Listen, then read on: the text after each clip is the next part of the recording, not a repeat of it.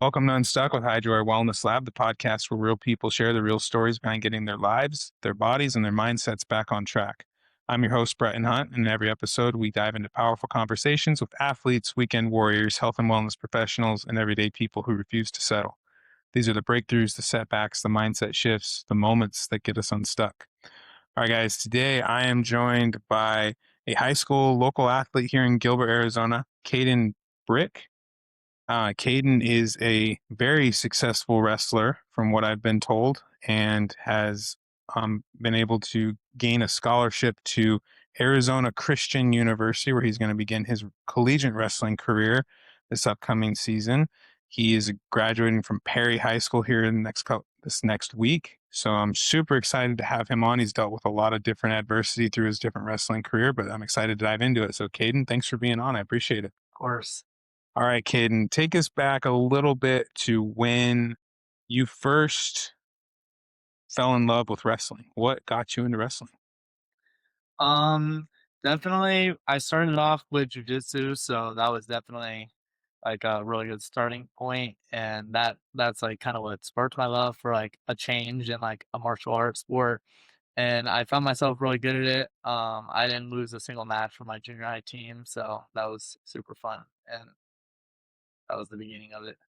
Cool. So jujitsu is where it kind of all began, right? When did you start jujitsu? I believe I started jujitsu when I was 5 years old, maybe four. I started at Memphis BJJ in Memphis, Tennessee, and then I ended up moving to Nava BJJ in Mesa, Arizona.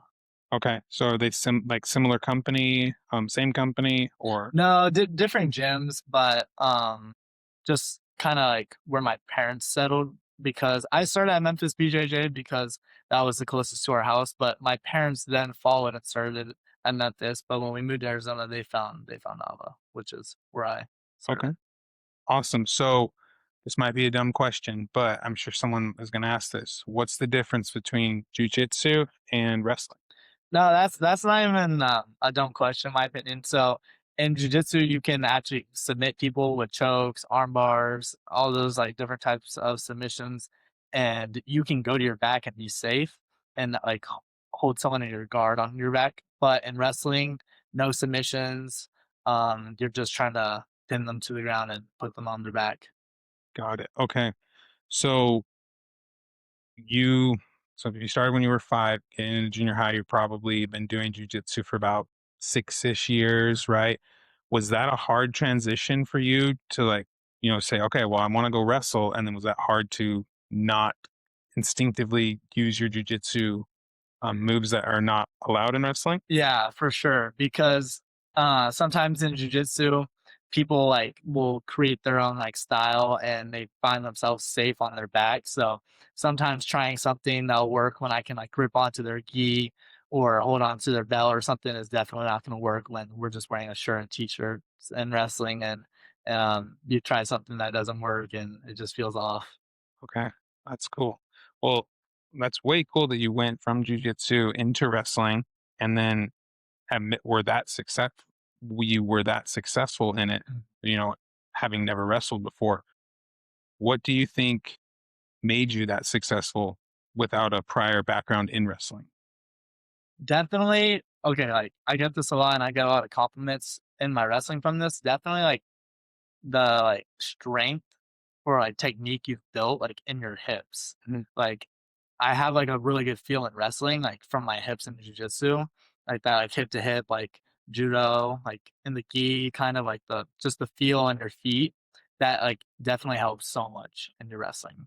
And so that's something that is focused on a lot in jujitsu, and then that I believe help. so. Jiu-jitsu and judo, they're not too far apart, but definitely has, like, benefited my wrestling a lot. Awesome. So when you started wrestling, what was it about wrestling that you thought, okay, I'm gonna just give this a try in junior high? Like, why was wrestling the thing that you decided to try? So my dad was a wrestler in high school, so he was always talking about it, and I wanted to do a sport for my school, but I didn't like I wasn't a soccer, baseball player. I didn't have like that type of background, But wrestling, jujitsu, they're not too far apart. There's like they have their differences, but wrestling was like the most similar sport I could find that I was probably most used to. That's cool. So, have you and your dad been able to like strengthen your relationship through wrestling? For Since he, sure. Yeah. that's awesome. What's something you learned from him being a former wrestler? And then he was also, your dad, you're telling me a little earlier, what naval pilot, retired from the Navy. So intense, I imagine a little Yeah. intense. So, what's something that he taught you in that's helped you in your wrestling career? So I wouldn't say it was actually like technical Hmm. that he taught me. Like we definitely have like different like body frames and different sizes. So some moves that he does or did when he was in high school, definitely might not work for me and like different kids that I'm wrestling with different speeds and strength. But he's taught me like countless lessons about like just mentally staying strong and like to never give up and to like not be scared of like who's out in front of you. It's just someone breathing the same air as you and lacing up their shoes the same way. So that's definitely something that my dad has taught me. That's awesome. So, wrestling is one of those sports that you just kind of touched on it a little bit. A lot of it is mental, Yeah. right? And I think that's with any sport, the mental side of it is something that we all need to focus on if you're an athlete. But I think more so in wrestling because there's different weight classes there, right? So sometimes you got to gain weight, sometimes you got to cut weight. Um, how do you stay mentally strong when you are trying to cut weight or gain weight or whatever it is? Because those are not fun things to do, right? Whether you're having to eat a lot more, whether you're having to cut and not eat at all. How do you stay sharp mentally? Yeah, so that's definitely something else that my dad's helped me a lot with in my high school wrestling career.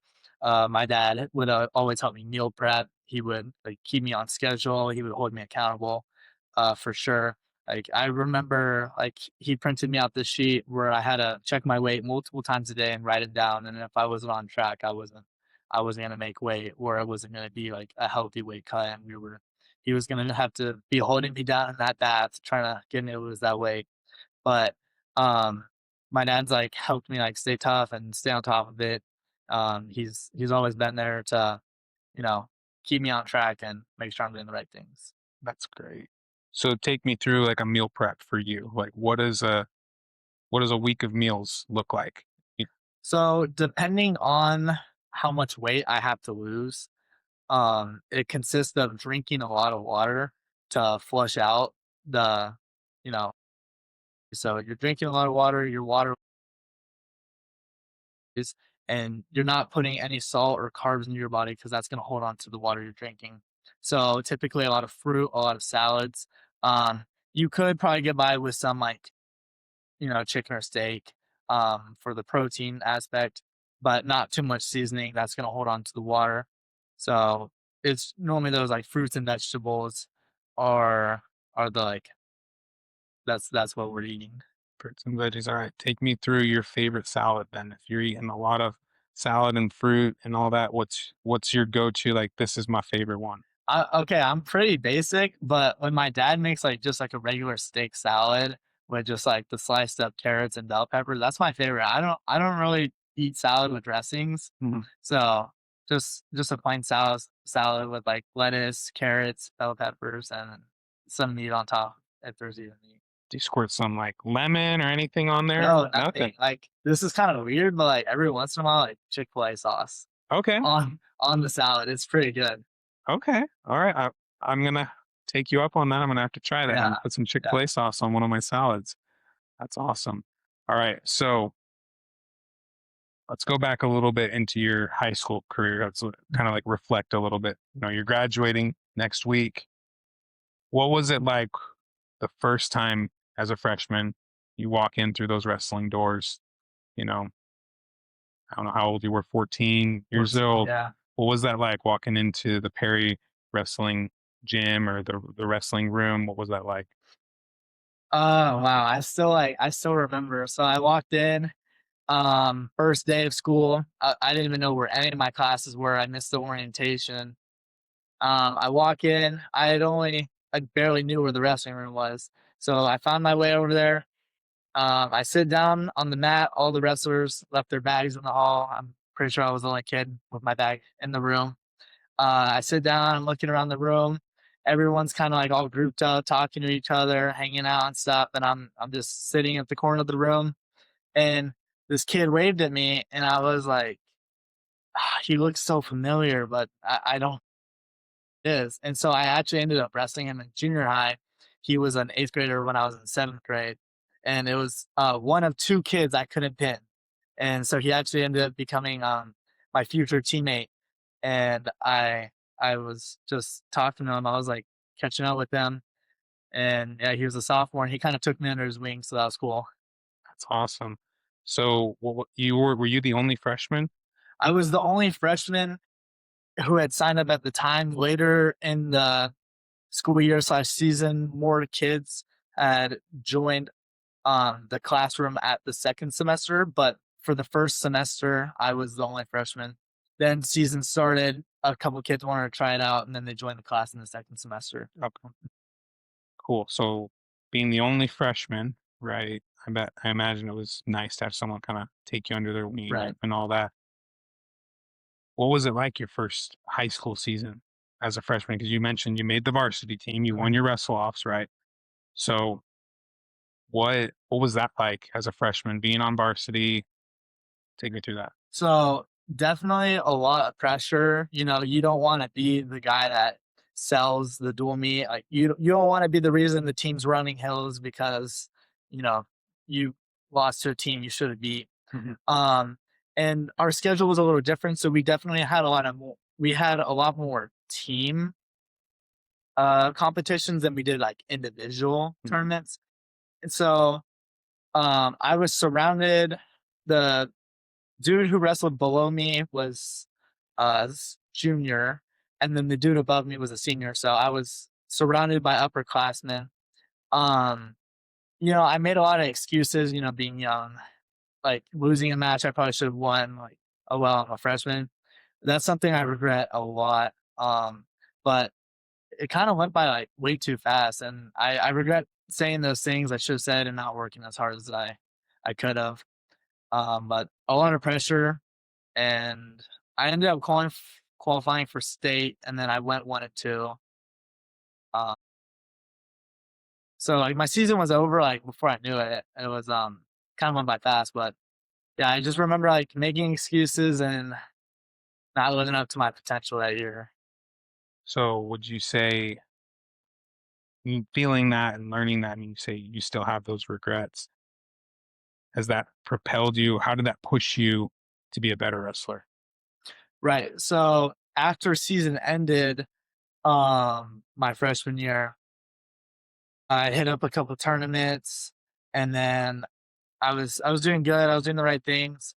I think I took third at freestyle state, and I won Greco state, so that qualified me to wrestle for Team Arizona and represent them at nationals in Fargo. So training all summer for that definitely helped prepare me for the sophomore wrestling season because going to Fargo, you actually miss the first week of school. Mm. So I missed the first week of school, so I was in like good shape. Preseason, getting ready for season, that helped me a lot. So like knowing I didn't like do as good as I wanted my freshman year, like training all summer and making that team, going to Fargo, putting up a couple wins there, and helping the Arizona team out. That definitely prepared me for my sophomore season. It's awesome. So so in the reflecting mood, right? So looking back, who was someone that you mentioned one already? Was it this same teammate that took you under your wing your freshman year, but who was someone that you really looked up to in the younger stages of your wrestling career at Perry? Who was someone that just took you under your wing? They were your mentor, you modeled things after them. Who was that? Um, I could talk about like teammates forever, like all those upperclassmen. Uh, do you mean like as like a person or as like a wrestler? Both? Yeah. Both? Okay. So as a wrestler, I had a teammate. His name was Andrew Gutierrez. His two older brothers are the freshmen and JV coaches at Perry, Alex and Antonio. But Andrew, he was a dog. He was that guy who was screaming and holding everyone accountable. I was scared of him my freshman year. I was glad he was cutting that weight, and he was on a mission to get things done. That's why he cut to the weight class below me.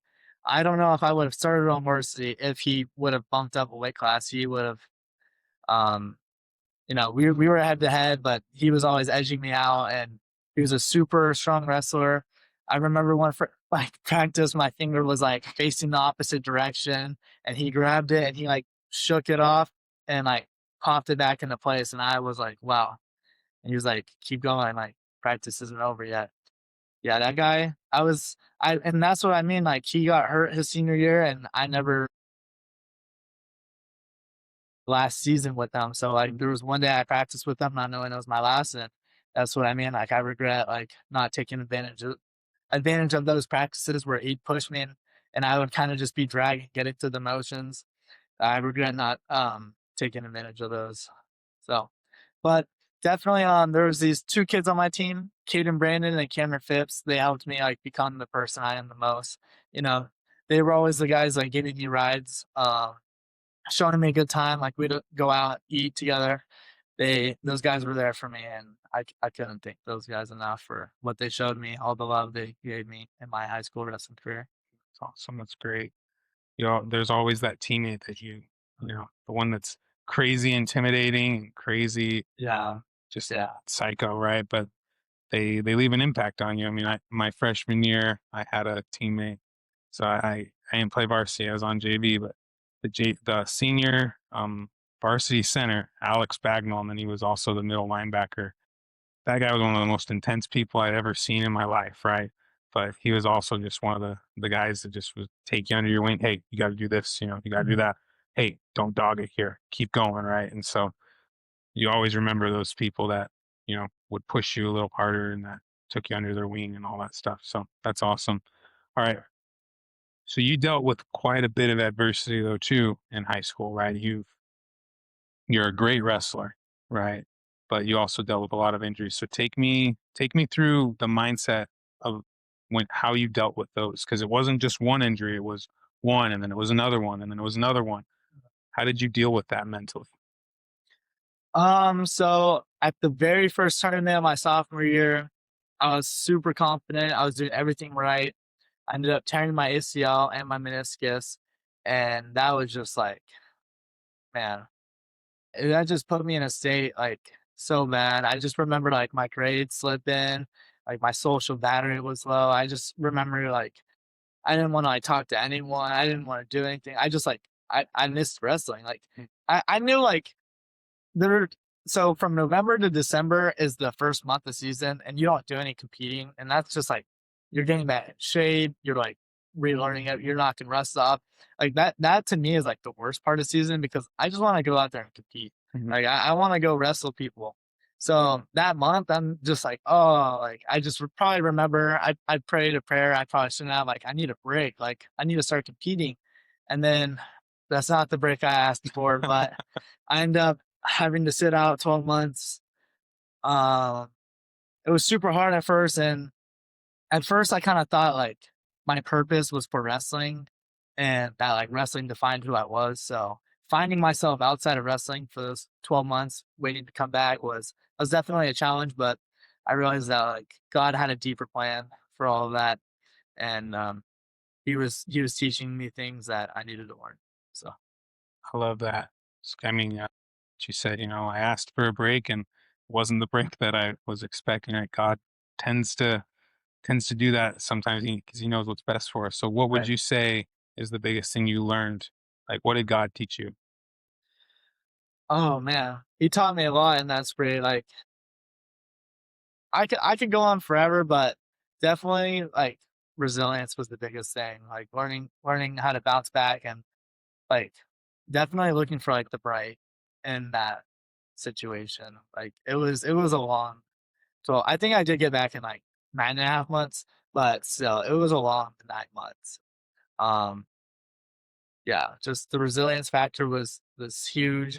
Um that's where I actually picked up my photography hobby. So he was had a bigger plan. He was showing me things that I probably wouldn't have learned or caught on to if I didn't do that. That's awesome. That's something that I wish I would have learned a little, is that plans and all that we think that we want, and sometimes God has to just smack us upside the head a little bit and Right. redirect us and show us like, hey, you know, this is actually the place for you, right? This plan for you. So that's awesome.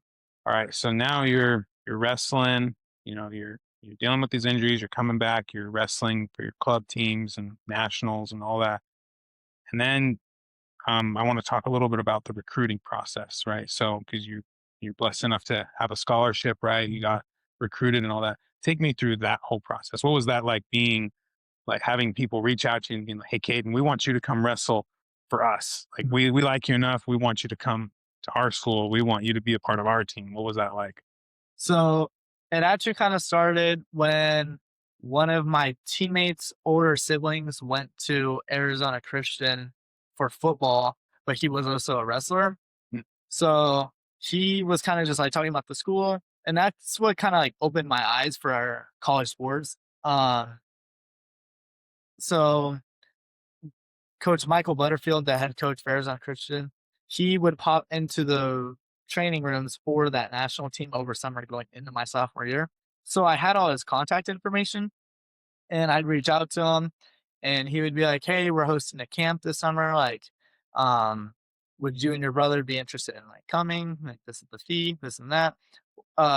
And then he'd always invite me to come like watch like the team meets and stuff. So I knew like he had like some interest in me then. Obviously he's trying to recruit as a Mhm. head coach. But by the end of my like sophomore year and stuff, getting like phone calls and like text and like camp invites and stuff from all the coaches kind of definitely widened my eyes for college sports. Like, wow, like I have talent and like there are schools that like want me to join their program. That's cool. So why ACU? What was it about ACU that you said, "All right, this is where I'm going"? Right. So I wouldn't say I wanted to stay like home, but not like too close. So like Hmm. Arizona Christian's like an hour drive ish. Um, but I really liked like the environment there. Like I love Butterfield as a coach. He's amazing. Um, Coach Hillhouse as the assistant coach, he's amazing too. Crespo, he's leaving. He took a new job, but he's super cool guy. Like super great environment there. Like the team there, they're amazing. Like I have a lot of friends that wrestle for them. Um, it's like one of Arizona's better wrestling programs. Not far away, like close to home, as I said. And yeah, like I just believe that like God led me there too, for the Christian aspect of it. So that's cool. With like mandatory chapel and like, I feel like I could like definitely help be like a light on that team and help out there. Awesome. I'd love to hear that. That's great. So what do you hope to accomplish as a collegiate wrestler? What is your goal at ACU? My goal is I'd hopefully would like to be like an All-American by the time I graduate. So get on top of that uh national podium. I think they placed up to 8. So I have a couple years to get big and get strong and develop more as an athlete and a wrestler over in that Arizona Christian realm, and then hopefully get to that All American status. That's awesome. So let's fast forward 10 years. What do you want to where do you want to be? What do you want to have accomplished? All that. Where do you see yourself in 10 years? Definitely, I want my degree. I want to have graduated. At that point, 10 years, 28 years old. I think I'm gonna have like at least like a kid or two. Married. I don't know. I don't know if I'm gonna stay in Arizona or where I'm gonna end up, but I it's that all American status. I'm gonna have to work for it when I get there. It's like all I can think of in the spot. Awesome. All right. Okay, a couple more questions for you. What's the biggest lesson you've learned in the last 6 years of wrestling that you're going to Mhm. take with you into college and throughout your life? Think on this one for a second. There's like I could spit out like 1,000 small lessons you learn here and there, but like one takeaway lesson. Let's see.